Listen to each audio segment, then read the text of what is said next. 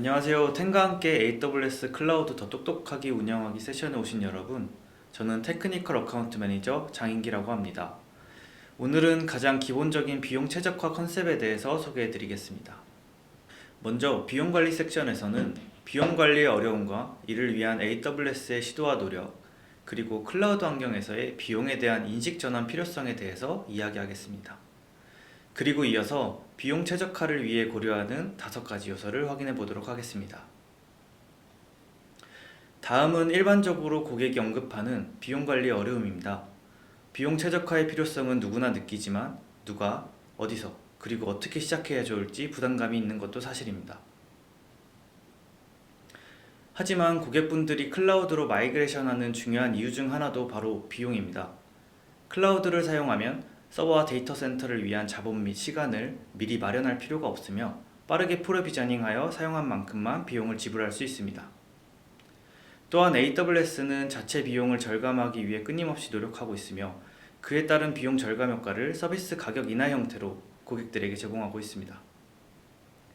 이뿐 아니라 고객 비용을 직접 관리하기 위해 사용 가능한 트러스트 어드바이저, 코스트 익스플로러, 컴퓨터 옵티마이저, 그리고 웰 아키텍티드 코스트랩 등 여러가지 무료 도구들을 제공하고 있습니다.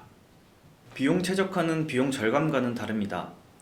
비즈니스가 성장하면 비용이 증가하는 것은 아주 자연스럽고 예상 가능한 일이며 이러한 측면을 고려하지 않은 단순히 비용을 낮추기 위한 엔지니어링은 청구서의 수치는 줄어들지라도 여기에 투입된 엔지니어링 시간과 비용을 추가로 발생시킬 수가 있습니다.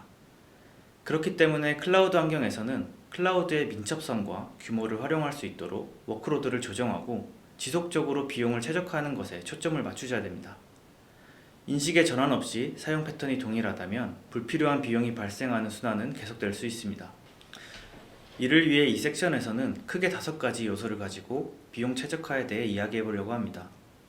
리소스의 적절한 사이즈 조정, 탄력성 향상, 적합한 가격 모델 선택, 그리고 적절한 스토리지 클래스 선택을 통해 스토리지 최적화를 이룰 수 있습니다. 그리고 마지막 5번째는 앞에 이 4가지 요소를 제어하고 관리하는 데 도움이 되는 프로세스인 측정과 모니터링, 최적화 적용이라는 요소입니다. 다음 장부터 각 항목을 간단히 설명드리겠습니다. 첫 번째 요소인 리소스 라이트 사이징은 리소스의 성능 요구 사항을 이해하고 가장 비용 효율적으로 규모를 조정하는 것을 의미합니다.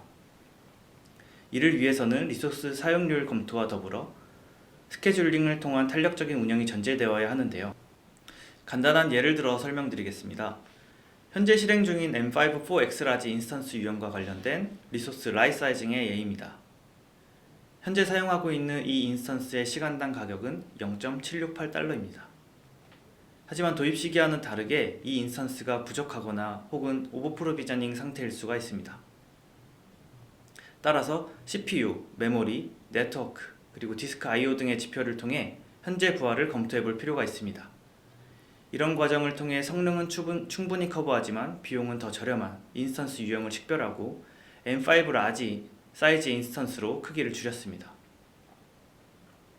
인스턴스 크기를 변경한 후엔 검증을 위해 다시 한번 성능 검사를 진행합니다. 이 예시에서는 라이트 사이징을 통해 87%의 비용 절감 효과를 기대할 수 있습니다.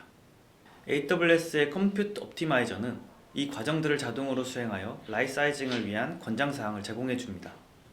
최근 실제 사용률 지표와 권장사항으로 생성된 예상 사용률을 비교해 볼 수 있으며 이를 통해 비용 대비 성능이 가장 좋은 권장사항을 확인할 수 있습니다. 그리고 사용 패턴을 분석화하고 시각화하면 성능 및 요구사항을 계속 충족하면서도 실행 중인 리소스를 이동하거나 크기를 조정할 시기를 결정할 수가 있습니다. 두 번째는 탄력성 향상입니다. 여기에는 수요에 맞게 워크로드를 확장 그리고 축소할 수 있는 기능이 포함됩니다. 이 또한 사용한 만큼 과금되는 구조이기 때문에 비용 측면에서 중요한데요. AWS는 EC2 오토스케일링과 같은 서비스를 통해서 탄력성을 제공하고 있습니다. 기존 온프레미스에서 용량 관리를 어떻게 하는지 살펴보겠습니다. 먼저 왼쪽 그래프처럼 어플리케이션 평균 로드에 맞춰서 서버를 구축했을 경우에는 로드가 평균을 초과하는 피크 시점에는 가용 용량이 초과되어 어플리케이션 또는 서비스에 문제가 발생할 수가 있습니다. 반면 오른쪽 그래프처럼 최대 로드에 대한 대비 계획을 세우고 이를 충족할 수 있는 충분한 용량을 확보하면 서비스에 문제가 생기는 것을 방지할 수 있습니다. 하지만 피크가 짧은 시간 발생할 경우 나머지의 대부분의 시간 동안은 사용하지 못한 용량이 낭비될 수 있습니다. 결국 이 두 가지 방법 모두 효율성 측면에서 불리한 특징이 있습니다.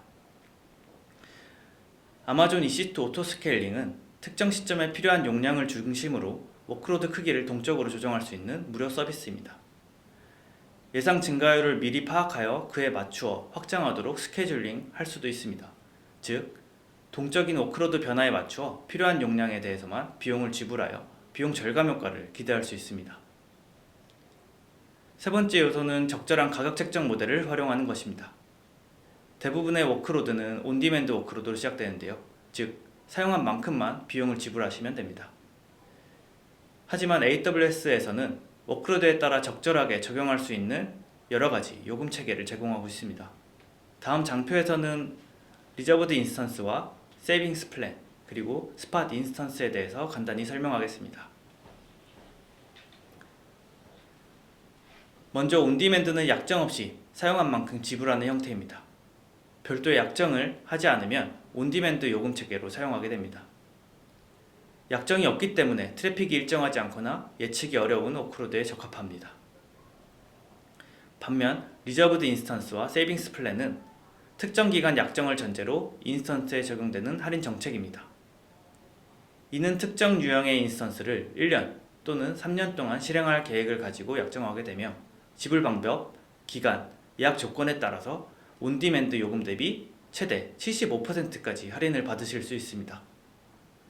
이는 사용량이 어느 정도 예측 가능하고 항상 서비스를 제공하는 워크로드에 적합합니다. 마지막으로 스팟 인스턴스에 대해 살펴보겠습니다.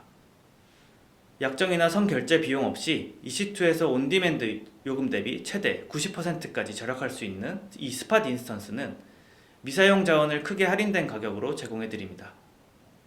하지만 온디맨드 요금으로 사용하는 고객이 해당 인스턴스 유형을 필요로 하는 경우 이 스팟 인스턴스가 회수 및 종료될 수가 있습니다. 따라서 중단이 크리티컬한 영향을 미치지 않는 테스트나 배치성 워크로드에 적합한 비용 절감 모델입니다. 네 번째 요소는 적절한 스토리지 클래스를 활용하는 방법입니다. EBS GP3 볼륨은 GP2 볼륨보다 4배 높은 피크 처리량을 제공하고 있습니다. 또한 GP2 볼륨과 달리 IOPS 성능과 스토리지 용량이 분리된 GP3 볼륨은 더 높은 성능이 필요한 경우 스토리지 용량을 추가할 필요 없이 IOPS 또는 처리량을 조정하여 프로비저닝 할 수 있도록 제공되고 있습니다.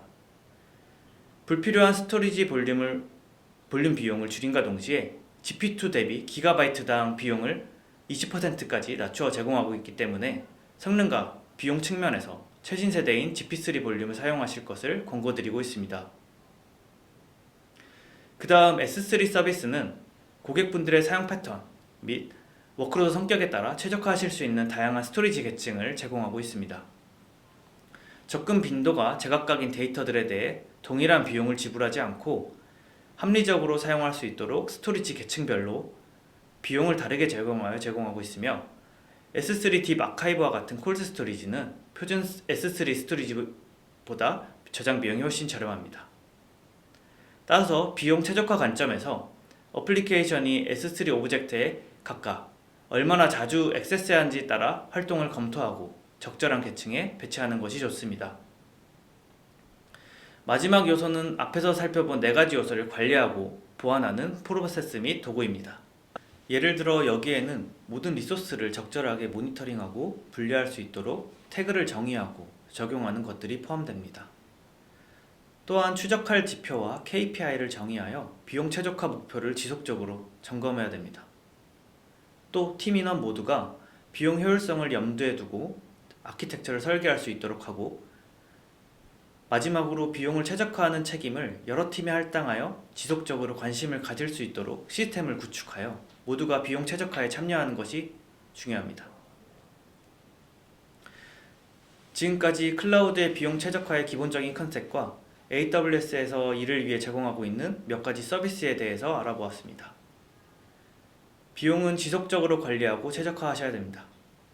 사용하시는 워크로드의 비용 최적화에 도움이 필요하시면 담당 템 혹은 어카운트 팀에 문의해서 도움을 받으시는 것이 좋습니다. 감사합니다.